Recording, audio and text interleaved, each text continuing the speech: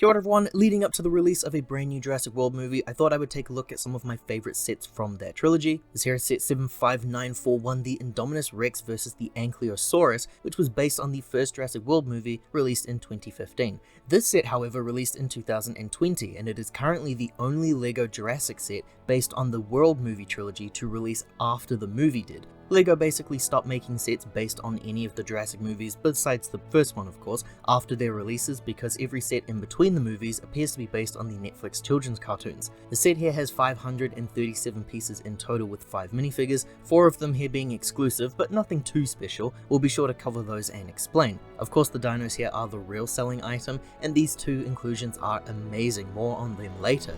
The set here retailed in 2020 for the price of $100 USD before tax, and here in NZ I believe we paid anywhere between $160 to $180 NZD, going by that Australian translation. The current price for this set is $250 sealed, or slightly cheaper in second-hand condition, just shy of 220 NZD. The set overview there is a Gyrosphere deployment station, which we do see in the movie as an attraction ride for the park goers. This set is also depicting a scene that does actually happen in the movie, where the 2 brothers are attacked while in the Gyrosphere, and the Indominus starts a fight with the Ankylosaurus. So it's really cool to see this set manage everything from that sequence. In the video game, these here are stationed all over the map. They allow you to spawn in some Gyrosphere for some quick travel around the world. I love the video game, I really like the movie, and I really love the Universal Parks, so this set here is just something made for me. It was an important one for me at release as well because I actually did miss out on every single Jurassic World set, and it's something I ended up regretting because I am a pretty big sucker for these silly movies and ridiculous toys and theme park attractions, etc. This here on screen is the first LEGO set that released with the Indominus Rex as the main inclusion. The Indominus, for those who don't know or can't recall, is the big bad brand new scary dino from the first Jurassic World movie. It's a greyish white coloured dinosaur that's really tall and scary. That set ended up becoming quite the hot ticket item, originally priced at $220 NZD in 2015. It now appears to be valued at over 600 NZD. The reason many believe is because of the dino, because those figures aren't really anything special in my opinion, and the build's not that exciting either realistically. The dino does look amazing, and here LEGO have re-released what I believe to be a very similar mold, but just coloured in a more accurate tone to what we see in the movie. Amazing for collectors like myself. So let's get into the actual set. The only builds that this set here offers us are the deployment station and a signpost of the Gyrosphere, and this is actually a sign build that has appeared in other sets too, so I think it's really cool to see LEGO reuse an idea that fits with the theme's consistency. And the sign's pretty cool. It features a very nice play function that can get in the way when moving or trying to display the set. A very quick look at the sticker designs there, which again I mentioned do appear in previous sets, or at least one other set. We have here a sticker sign of someone in the Gyrosphere and some logo art there too. Now the builds for the trees here are the same as one another, connected by these clips at the bottom and both flipped. And what I mean is that it's the same lever design for each build, but flipped on the opposite sides. And if you pull them away, it makes the trees collapse. That's what I meant by saying that sometimes it's a little annoying to move. The switches can come away a little too easily, but really you want them to because that's what makes the play function work so well. It's the same build as one another, just one's a bit taller, and because of how easy that play feature is, it means you can easily have either dino knock down these trees in action. Or if we jump ahead just a little bit, you can use the Gyrosphere to knock the trees down instead. It's a good time to take a look at the main build of the set, then the deployment station, and I really love this thing. I love the overall shaping of this little building. I love how it immediately represents the theme parks to me. I really like the simplicity of the design here, which reminds me of amusement park based LEGO sets that I loved as a kid, like the SpongeBob Glove World set, and I think the model looks pretty good compared to the source material. In fact, actually looking at how it appears in the movie, I think the model here is better. You can see from the images here and the scene itself that the station is just kind of like a gate and a sunroof thing, and that's about it. This here feeling like a slightly more substantial build makes for a more satisfying display item. We've got some nice grass-like elements there at the front with 3 different types of green leaves and some additional flowers for that extra flair. The railings there are the skeleton arms holding onto LEGO poles, which I think works really well. You have 2 large base plate builds there for characters to walk on and line up, and I like the build there for the walls, which features panels placed there for some extra depth. And I know it seems silly to gush about something rather simple in its design, but the one thing that I felt the LEGO Jurassic line was missing were sets based on the actual theme park elements, so I'm happy to see just about anything. The roof there is built on 2 hinge-based designs, the red wall section there and the 2 roof pieces themselves attached to some Nexo Knight shield pieces. And down below we have our park worker who is monitoring the station. He sits down at his desk there allocating who can go through the turnstile. We then have a little bit more of an idea of the area from the back section, which would be where the park attendees enter the gyrosphere from. We see the turnstile there with a red light, and the worker has a calendar here that shows that it's currently the month of February, which is funny because the movie actually takes place in December. Boy, I really hope somebody got fired for that blunder. We can also see him watching the TV monitor there, which could be security cam footage or just that general B-roll that you see around the real theme parks. And then here we have the gyrosphere tracks. I think this is the first and currently only gyrosphere set to include some form of a track. You can see the switch here with a sticker of an arrow indicating which way it moves, and the sticker here indicating the electric fence or the railing. The gyrosphere loads up like so, and it remains in place quite well until you're ready to get the ball rolling. A really cool design and really fun to play around with. It's always the simple gimmicks like this that work well for me. The gyrosphere is a very similar build to the first versions that we saw in 2015. The colors appear a bit differently here though, which is the biggest change that we see immediately. The way it works is that you can remove these side panels here, which is what holds the build in place, and you can remove these hamster ball elements, which feature a rocking chair connected by some Technic pegs, which allow the chair to always stay level. It's a very cool inclusion.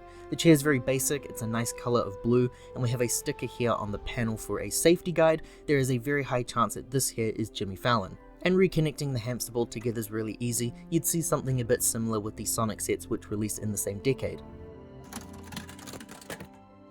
This leads us to the dinosaurs, the coolest part of every LEGO Jurassic set, well, most of them. The two that we have here are the remake of the Indominus Rex, and for the first time ever in this theme, we have an Ankylosaurus. The Indominus is awesome, and I actually do really like that recolor design. The grey fits a bit better to me than the all-white look from the first release. We've also got some silver-like shine on the details like the scales, and I mentioned earlier, it's a similar design to the 2015 one, but it actually does have some different items here like the arms. The original one featured some articulated hands used on other dinos. This one here is using a molded piece instead.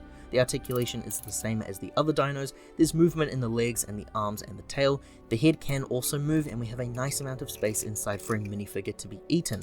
It's an interesting change compared to the original, and I really like the more accurate color scheme on this one. Personally though, I do like the hands design more for the older figure.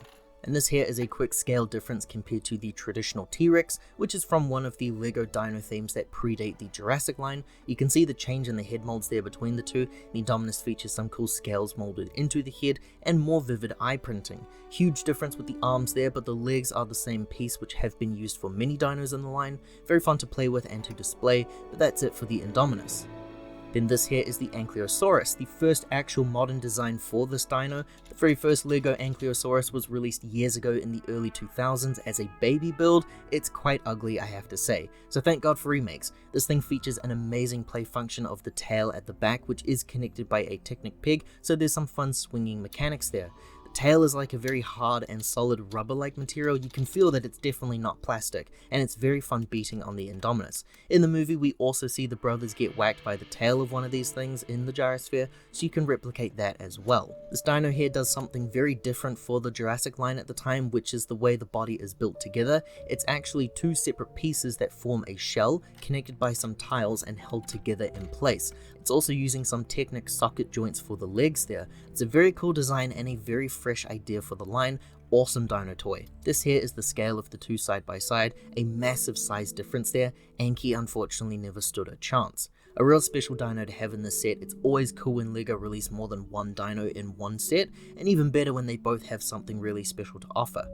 And as for the minifigures, you get 5 of them here, with 4 of them being exclusive and essentially new reprints of previously existing characters. This here is Owen, Mr. Chris Pratt, who is the only minifigure to not be an exclusive figure for the set. This here is the weakest figure in my eyes. It's not because he's a repeat, but it's the fact that he released in 14 sets in total, spanning 2 movies and Netflix shows. This here is the Fallen Kingdom variant of Owen. Chris Pratt's costume didn't change too much for the movies. He does feature a darker shirt in the sequel, so really this Owen should have a brighter shirt or something to help distinguish him from the sequel movie sets, so I really wish he had something just a bit more unique there. And it's this 2018 figure that gave us the brand new face print for Chris Pratt. It was something that people said needed to be used for Star-Lord, who was still using an outdated face print at the time. A double-sided face of a real snide expression, which does match his personality for the sequels, but not so much for this movie in my opinion. The next figure here is Claire, who is very similar to her first appearance, but she's missing the color of her lavender styled shirt. The face print there also appears to be new for her. It was made for Claire again, like Owen in the previously released sets based on the second movie. I learned that this bob hairpiece coloured in orange has only been made for her, so only released for this set and the 2015 one, which I found really surprising, but it is a pretty old piece and I don't know many out there who like it in all honesty. She has a double-sided expression of a worried look which is fitting for her character in this movie specifically. I really love this figure because of the simple torso printing. I found it's more difficult than you would think to find plain white shirts for female characters in LEGO, so she has become a favourite of mine for useful customs. This here is Zach Mitchell, the older brother from the movie. The Jurassic line is famous for having kids as central characters, and both he and his brother received figures back in the 2015 line as well as here in this remake. The Love Simon character there is basically the same minifigure from his first set. The torso design is very similar, it's just been slightly updated here. That piece has also been reused multiple times now across a handful of other sets, but his best improvement is that hairpiece. It's not new, it's just a really nice one to have in sets. He uses the Tom Holland Spider-Man face used in the Far From Home sets, which released a year prior to this one, and that piece has been featured in many other sets as well. He features a double-sided expression of a very scared look. And then for the next brother, this here is Gray Mitchell. It's the kid from Iron Man 3, crazy. The biggest difference here between this version and the first version is that for some reason, the 2015 figure uses regular minifig legs. This time they made sure to correct that design and now he's featured with the child legs. The torso is apparently also unique for this set, which I thought was pretty cool to see. He's also using the Hobbit hairpiece, which is just such a good piece for minifigures to use. And get this, he's using Anakin's face print from the 20th anniversary LEGO Star Wars sets, which released in 2019. Funny, that means that the double-sided expression is a really pissed off look, which is not at all like his character in this movie.